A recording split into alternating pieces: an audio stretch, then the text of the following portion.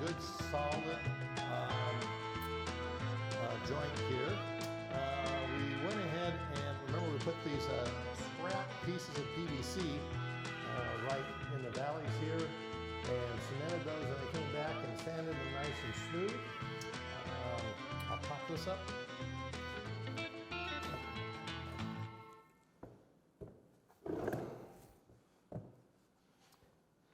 And this is the inside where we added some extra scrap pieces here on these joints and kind of filled in this valley here with extra PVC and cement and sanded those smooth.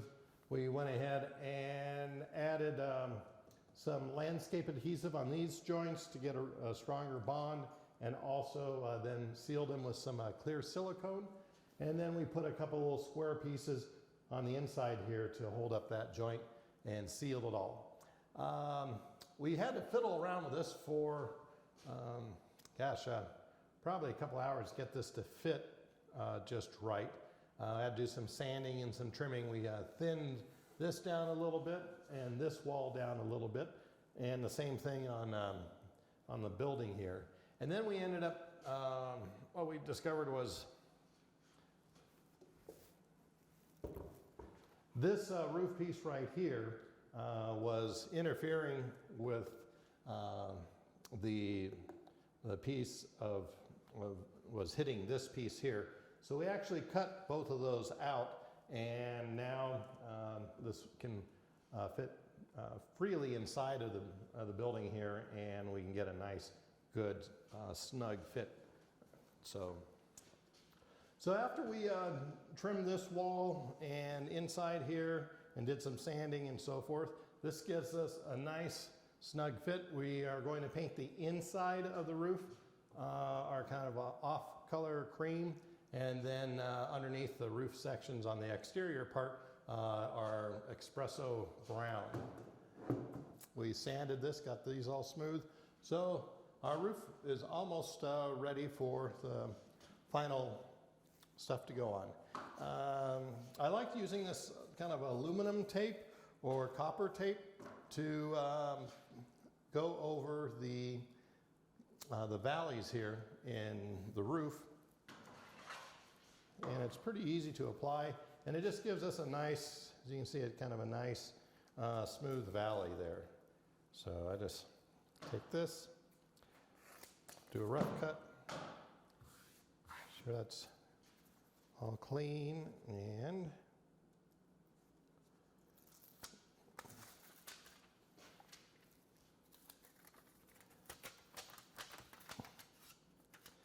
I kind of put it right down the center, and then I start on one side and work my way down to the valley, bottom of the valley there.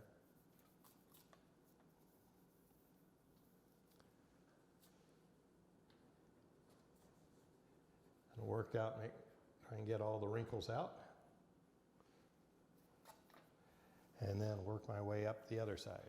And once we have that, I take a razor blade,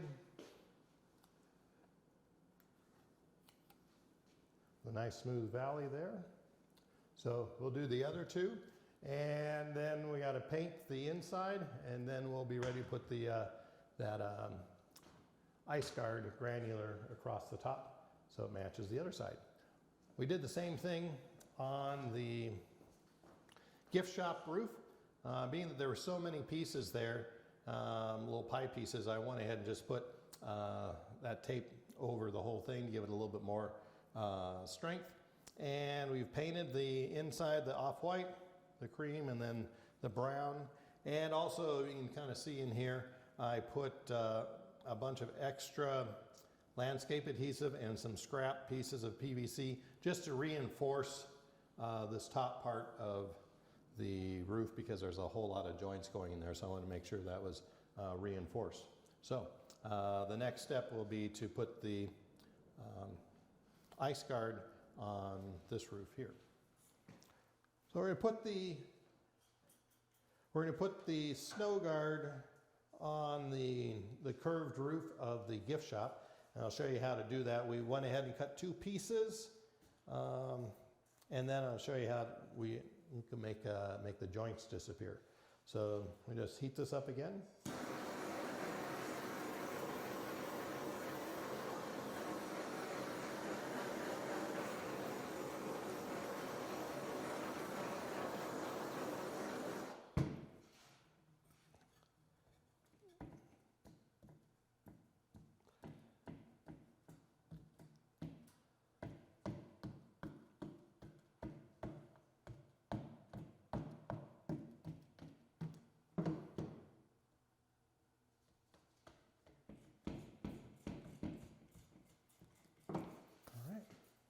You need a razor blade.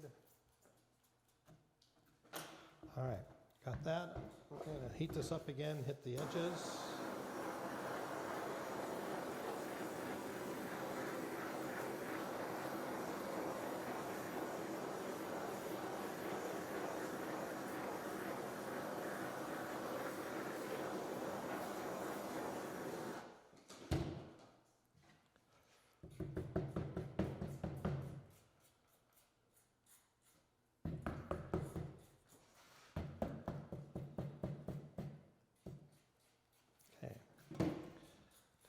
That one.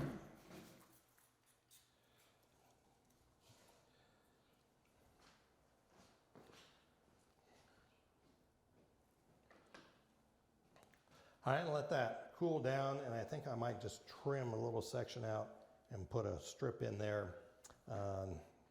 Doesn't like that joint right at the top of the roof line. Well, good afternoon. We're back in the shop and get you caught up on a few of the things that we have done. We went and we finished the final coat of the deck boardwalk here. And one of the things that we did is, you can kind of see it's a nice darker, richer look now. And what we did is we used Old English, and I sanded it down lightly and then put some Old English on that, and then put the final coat of the spar of everything, and that gave us a nice, richer kind of, added a little more depth to the grain. So that's a nice little technique there. We added some more trim pieces around, and another thing that I was trying to figure out on how to make this work out, and we had on these ends here, what was happening is that the end of the building was kind of butting up with this piece here, and there was a gap, and then what would happen if I put the wood paneling on, and then I wouldn't be able to take this roof off again, or the same thing in front. So what I did, we put another false front on each end and attach the paneling to that. And that way, this whole siding, this exterior siding, is attached to the roof. So when we lift it off, it comes with it, and then that way I can go ahead and remove those two roofs and get in for any type of maintenance or repair or whatever. And also, by doing that, it gives it a little extra seal and make it a little more weather tight. So we're really pleased on how that turned out. Here is another angle on how we created that false wall on the other end of the roof structure. So one of the ways that we kind of fixed this or modified this joint here where it slides down onto the ends of the building, and I wanted it to look nice, and also, you know, if we put the wood slats on, then I wouldn't be able to remove the other roof because it would be on top of that. So what we did is I added another piece of PVC onto the end and trace that out so it matches the roof line exactly. And then we put the paneling on, the wood strips, and stained it. And then the other roof section. So if you imagine that this is like the end of the building, and it just slides right into here, into that slot. We thinned it on the building, but so this wall slides into there and gives us a nice tight fit. And then this moves with the roof piece. So, and we did that at both ends. So you might be able to see it a little bit better on this end of the building. Here is the, we put a piece of PVC, attached it to this end of the building, and then we put our wood slats on. And so when we slide this onto the building, the other roof just slides right up into there with a nice tight fit. And then when you lift off the building, just slides out. So that's how we ended up making it to where that you can take this roof off and then take the next roof off and not have this wood paneling interfere with that. So, and it also gives it kind of one more little layer of joints to help keep it a little bit more weatherproof. So here's the PVC, the wood slats, and the other building, the roof just slides right up into there. I put the aluminum tape on these valleys here. We went ahead and added this 1/8 inch by 1/2 inch trim all around the edge of the roof, and that gives it a nice little depth to the roof. We still have to come back in and add some more trim pieces around, but it's coming together nicely. So the next thing that we're going to do is add the ice break, the snow guard granular material to the roof, and that should really make this thing pop and stand out. So I already cut a piece.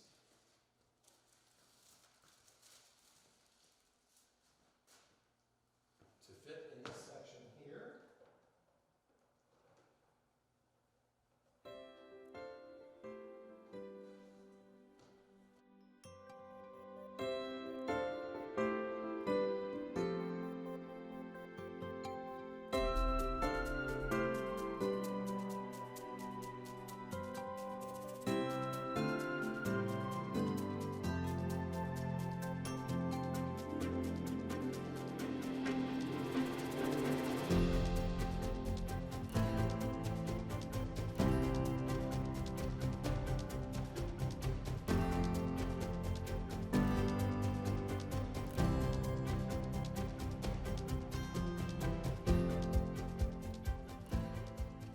Well, we have finished putting all the little trim pieces around.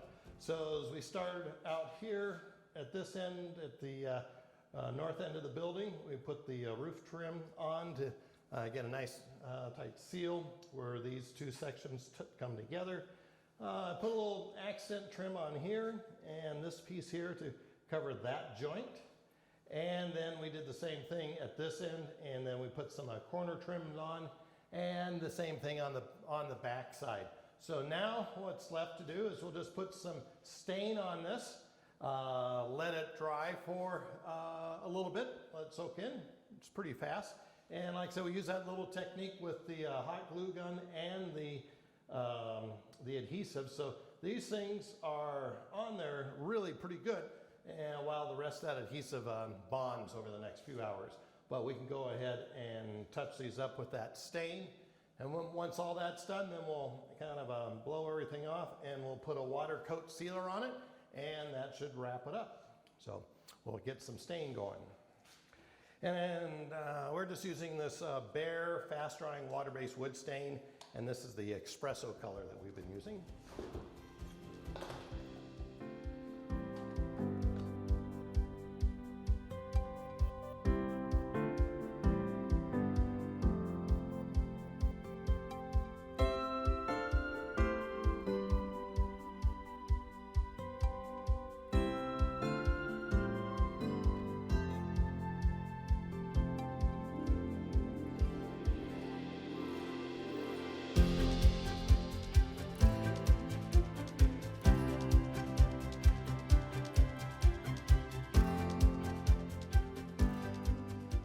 So one of the things I found that worked really well for smoothing out the stain and so forth is cheesecloth. It's really inexpensive, and you can cut off a little strip and kind of smooth out wherever you place the stain, and it doesn't leave like the paper towel lint you know, the paper towels do. So we just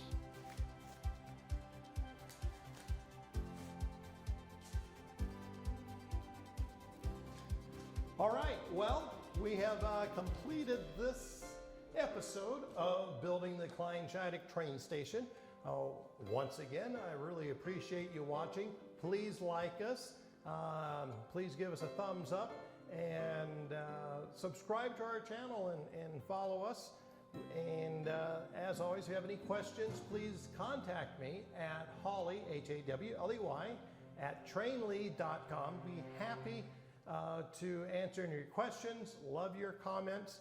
And at the next episode, we are going to we'll go ahead and install this